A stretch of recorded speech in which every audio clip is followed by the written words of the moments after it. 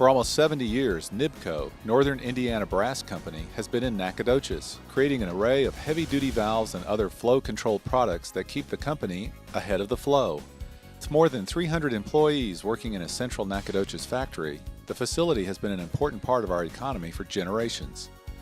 The first NIBCO foundry opened its doors in Elkhart, Indiana in 1904, founded by Caspar Schweitzer. Its first product was brass coronet keys for the legendary band instrument manufacturer Kahn. Charismatic Ross Martin, fresh from serving as an Army captain, married Schweitzer's daughter Esther, his high school sweetheart, in 1918. He joined his father-in-law on the floor of the foundry, becoming the seventh worker.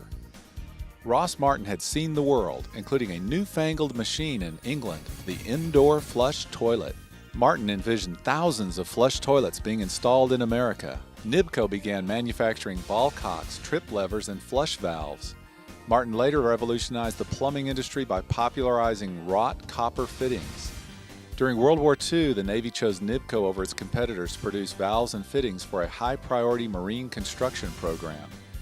It was time for NIBCO to expand. Martin felt Nacogdoches would be the best place for NIBCO's second facility, supplying the Navy's Port Arthur shipyards. Martin negotiated with community leaders in the city through the Nacogdoches County Chamber of Commerce. The community agreed to provide 5 acres of land, which had been used for a corral for stray farm animals. NIBCO promised $50,000 in annual payroll over the next 5 years. One observer estimates that those 5 acres have produced $250 million in paychecks since 1942. This early economic development investment has obviously paid off many times over for Nacogdoches. The Nacogdoches plant opened in 1942 with 32 employees. Its first manager was young Lee Martin, son of Ross Martin, and a 22-year-old fresh graduate of the Massachusetts Institute of Technology. After the war, the Nacogdoches facility returned to meeting the demand of the residential plumbing market, eventually growing to 220,000 square feet of manufacturing space. By 2009, annual sales of Nacogdoches-made products reached $65 million annually. That represents about 5 million pounds of finished metal products. Recent slowdowns in the housing and commercial building markets have affected demand, but the company continues to innovate and adjust. NIBCO now operates 13 manufacturing plants worldwide with more than 3,000 employees.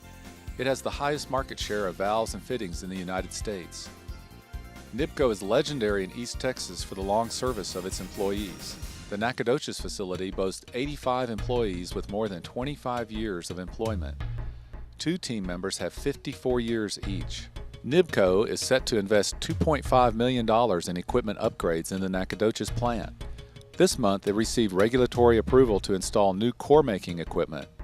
Cores are used in the casting process to reduce metal use and improve manufacturing speed. The new process is a state-of-the-art method known as cold box. They will also make auto pour changes in the foundry. Workflow improvements have been suggested by team members on the floor and have created significant new efficiencies. Nacogdoches NIBCO employees are involved in community organizations such as the United Way, CASA, and more. In 2002, NIBCO owners Rex and Alice Martin, through their foundation, donated $120,000 to the Boys and Girls Club of Deep East Texas to help build a sports facility.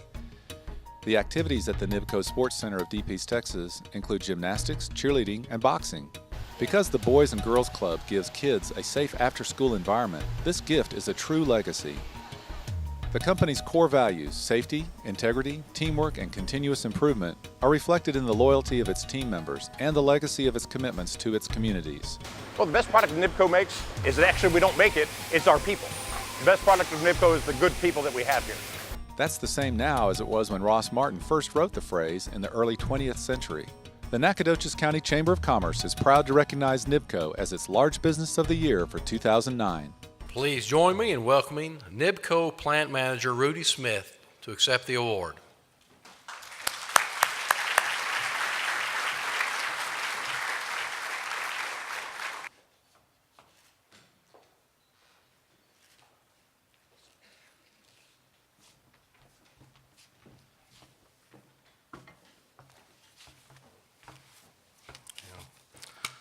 I'll have to agree about the lights.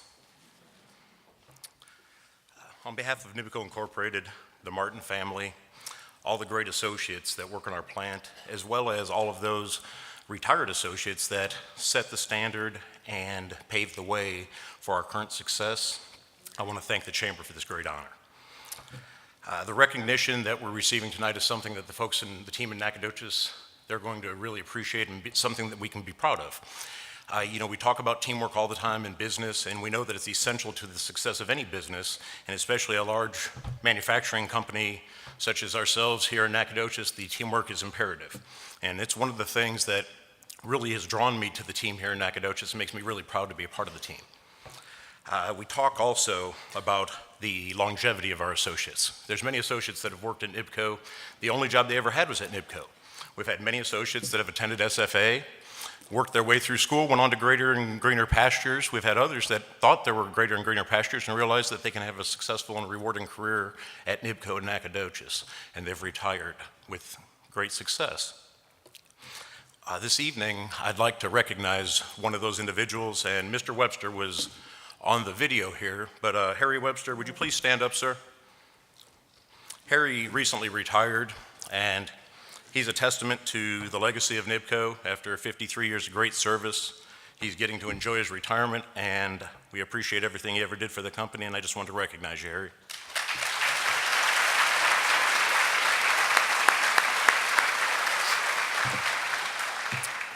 In closing, I'd like to thank you again for this great honor, the recognition by the Chamber and by the community. Thank you very much.